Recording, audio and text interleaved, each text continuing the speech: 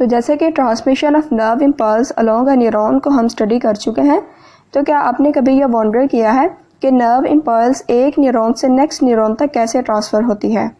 तो आज के इस वीडियो के अंदर हम यही स्टडी करने जा रहे हैं कि साइनैप्स क्या है और साइनैप्स के अक्रॉस नर्व इम्पल्स की ट्रांसमिशन कैसे होती है। तो अस्सलाम वालेकुम students, welcome to zoology with Amna. तो चलिए आज के इस वीडियो को स्टार्ट करते हैं। सबसे फर्स्ट पे अगर हम साइनैप्स को डिफ़ाइन करें तो जो दो न्यूरॉन्स हैं, मतलब एक जो पिछली न्यूरॉन जिसका एक्सॉन है और नेक्स्ट न्यूरॉन का जब डेंड्राइट स्टार्ट हो रहा है, तो इन दोनों न्यूरॉन्स के दरमियान कोई भी साइटोप्लाज्मिक कनेक्शन जो है वो नहीं होता, बल्कि माइक्रोस्कोपिक गैप्स प्रेजेंट होते हैं। इन्हीं माइक्रोस्कोपिक गैप्स को हम साइनैप्स का नाम देते हैं और हमने यही देखना है कि साइनैप्स के क्रॉस एक जो पिछली न्यूरॉन यानी एक्सॉन से जो हमारे पास इम्पल्स आ रही है, उसने आगे नेक्स्ट न्यूरॉन के डेंड्राइट तक कैसे ट्रांसफ़र होना है। अब एक जो सिंगल न्यूरॉन है वो ज़रूरी नहीं कि नेक्स्ट एक सिर्फ और सिर्फ सिंगल यानी दो न्यूरॉन्स के दरमियान ही साइनैप्स बन रही है, बल्कि एक जो सिंगल न्यूरॉन है वो आगे काफ़ी सारे इनकमिंग फाइबर्स के साथ साइनैप्स बना सकती है। ठीक हो गया। और अब साइनैप्स के अक्रॉस जब नर्व इम्पल्स ने ट्रांसफ़र होना है तो पीछे से सिर्फ और सिर्फ एक ही एक्शन पोटेंशियल या एक ही नर्व इम्पल्स जो है ये इससे पास नहीं हो सकती, बल्कि 2 या 3 सक्सेसिव इम्पल्सेस को अराइव होना चाहिए साइनैप्स तक, फिर ही वो इसको पार कर सकती हैं। ठीक हो गया। या फिर ये हो सकता है कि 2 या 3 फाइबर्स से जो है वो इम्पल्सेस आ रही हैं तो तभी ये साइनैप्स को क्रॉस कर पाएंगी, अदरवाइज सिंगल इम्पल्स जो है ये साइनैप्स को क्रॉस नहीं करेगी। अब मैसेज कैसे जो है वो साइनैप्स के क्रॉस ट्रांसफ़र होगा, तो मैसेज जो है वो हमेशा ज़्यादातर एक न्यूरॉन से नेक्स्ट न्यूरॉन तक ट्रांसफ़र होता है केमिकल मैसेंजर्स की फॉर्म में, जिनको हम न्यूरोट्रांसमीटर्स का नाम देते हैं। यानी पीछे वाली जो न्यूरॉन है वो स्पेसिफिक केमिकल्स रिलीज़ करती है जिनको हम न्यूरोट्रांसमीटर्स का नाम देते हैं, लेकिन ये हमारे पास सिर्फ केमिकल साइनैप्स की केस में होता है। ठीक हो गया। अब केमिकल साइनैप्स और इलेक्ट्रिकल साइनैप्स, ये साइनैप्स की 2 टाइप्स हैं, इनको भी अभी हम देखेंगे। अब काफ़ी सारी हमारे पास न्यूरोट्रांसमीटर्स के टाइप्स हैं, जैसे कि एसिटाइलकोलिन, एड्रेनालिन, नॉरएपिनेफ्रिन, सेरोटोनिन और डोपामिन। अब ज़्यादातर हमारे पास जो है एड्रेनालिन, नॉरएपिनेफ्रिन, सेरोटोनिन और डोपामिन, ये हमारे पास सेंट्रल नर्वस सिस्टम के अंदर यानी ब्रेन और स्पाइनल कॉर्ड के अंदर ही हमें ये सारे देखने को मिलते हैं। सिर्फ और सिर्फ ये एसिटाइलकोलिन इस तरह का है जिसको हम outside the central nervous system देखते हैं कि outside the central nervous system जो न्यूरॉन्स प्रेजेंट हैं उनके दरमियान में साइनैप्स में कौन सा न्यूरोट्रांसमीटर रिलीज होता है, तो वो हमें ज़्यादातर एसिटाइलकोलिन देखने को मिलता है। नेक्स्ट हम देखते हैं इलेक्ट्रिकल और केमिकल साइनैप्स में क्या डिफरेंस है।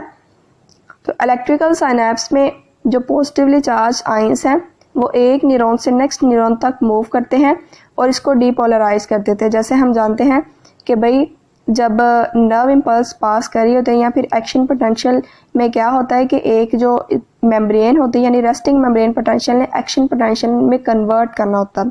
ठीक हो गया। तो यहाँ पे इलेक्ट्रिकल साइनैप्स में क्या है कि जो पॉजिटिवली चार्ज आयंस हैं उन्होंने ही नेक्स्ट तक जो है, अगर हम इसको इनसाइड ले रहे हैं, ये इनसाइड है न्यूरॉन का, तो इन्हीं पॉजिटिव चार्ज आयंस ने जो है वो नेक्स्ट न्यूरॉन तक मूव कर जाना होता है, जैसा कि ये दोनों आपस में इलेक्ट्रिकली कपल कर दी गई हैं। और क्या होगा, जैसे ये पॉजिटिव आयन जो है ये नेक्स्ट में मूव करेंगे तो वो भी डिपोलराइज होगी, मतलब एक्शन पोटेंशियल जो है ये एक न्यूरॉन से नेक्स्ट न्यूरॉन तक जो है ये पास हो जाएगा। अब इलेक्ट्रिकल साइनैप्स है काफ़ी ज़्यादा फास्ट होती है, रैपिड इसमें नर्व इम्पल्स की ट्रांसमिशन होती है और ये काफ़ी सारी फिशेस के अंदर कॉमन है। इसी वजह से फिशेस जो है ये स्विम कर सकती हैं और जैसे इनको कोई प्रेडेटर नज़र आता है तो उससे जो है वो फ़ौरन से वहाँ से एस्केप कर सकती हैं। और इलेक्ट्रिकल साइनैप्स की जो डायरेक्शन है ये बाई डायरेक्शनल है, मतलब दोनों डायरेक्शंस के अंदर ये नर्व इम्पल्स को कैरी कर सकती है। बाई डायरेक्शनल होने का मतलब जैसे हमें पता है कि भाई पीछे वाले का जो एक्सॉन है इसने नेक्स्ट वाले न्यूरॉन के डेंड्राइट तक ही नर्व इम्पल्स को पास करना होता है, लेकिन बाई डायरेक्शनल इलेक्ट्रिकल साइनैप्स के केस में ये जो डेंड्राइट्स हैं ये भी दूसरे के एक्सॉन्स तक भी जो है वो मैसेज को ट्रांसफ़र कर सकते हैं। नेक्स्ट अगर हम देखें केमिकल साइनैप्स को, तो केमिकल साइनैप्स में 2 सेल जो हैं, जैसे हम पहले भी देख चुके हैं कि 2 सेल जो हैं ये केमिकल मैसेंजर के ज़रिए कम्युनिकेट करते हैं और इस केमिकल मैसेंजर को हम न्यूरोट्रांसमीटर का नाम देते हैं, जो कि एक पीछे वाली जो हमारे पास न्यूरॉन है या पीछे वाले न्यूरॉन का जो एक्सॉन है उसके अंदर से रिलीज़ होंगे और नेक्स्ट वाले जो न्यूरॉन का डेंड्राइट है उस तक जो है आगे ट्रांसफ़र हो जाएंगे। नेक्स्ट हम देखते हैं ट्रांसमिशन ऑफ नर्व इम्पल्स। कि कैसे नर्व इम्पल्स जो है ये एक के न्यूरॉन के एक्सोन से दूसरे न्यूरॉन के डेंड्राइट तक जो है ये ट्रांसफ़र होती है। तो यहाँ से हम डायग्राम से अपने कॉन्सेप्ट को जो है वो वाज़ेह कर लेते हैं। तो ऐसी न्यूरॉन जो कि नर्व इम्पल्स को लेके आ रही है या फिर इस तरह का एक्सोन जो कि नर्व इम्पल्स को पीछे से लेके आ रहा है, उसको हम प्री साइनेप्टिक न्यूरॉन का नाम देते हैं। और ये हमारे पास है डायरेक्शन ऑफ एक्शन पोटेंशियल या फिर डायरेक्शन ऑफ नर्व इम्पल्स।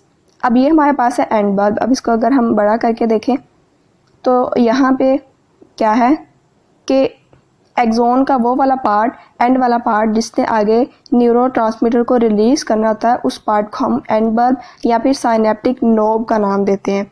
ठीक हो गया। और ये इनके दरमियान अगर हम इसको यहाँ से देखें तो ये हमारे पास है जी, इस सारे पोर्शन को उन्होंने नाम दिया है साइनेप्टिक नोब का या फिर एंड बल्ब का।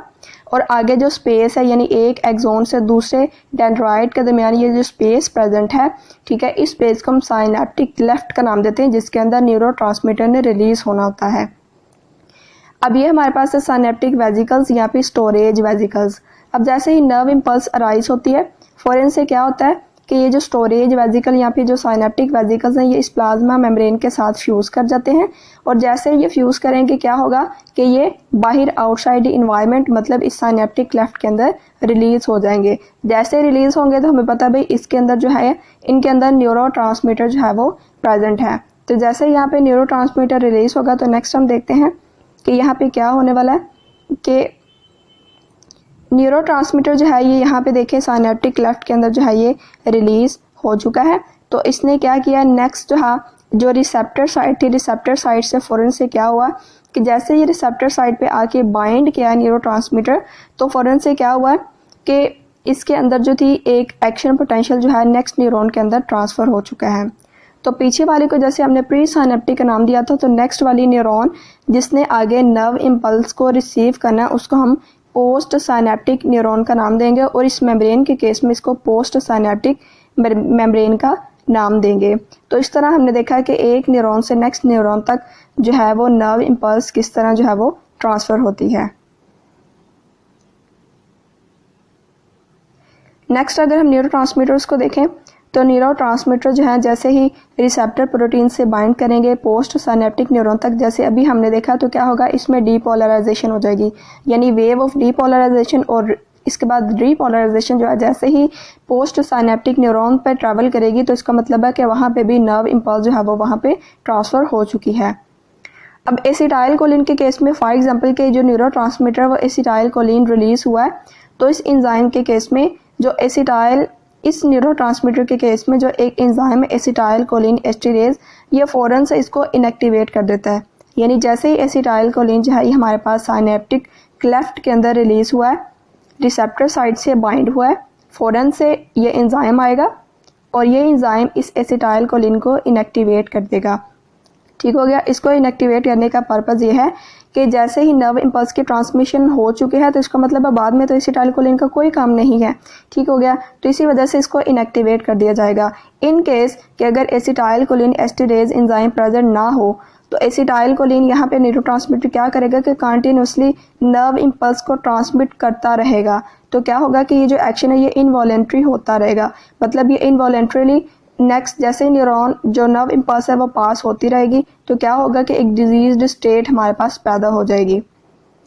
यही जो डिजीज स्टेट है हम अपने जो पेट्स के ऊपर फ्लीज वगैरह हैं उनको अगर जो है वो ख़त्म करना है तो उसके लिए हम यही एक तरीका यूज़ करते हैं कि उसमें हम क्या करते हैं कि पेट स्प्रेस के अंदर एक जो एक्टिव इंग्रेडिएंट होता है ये पैराथोइन होता है।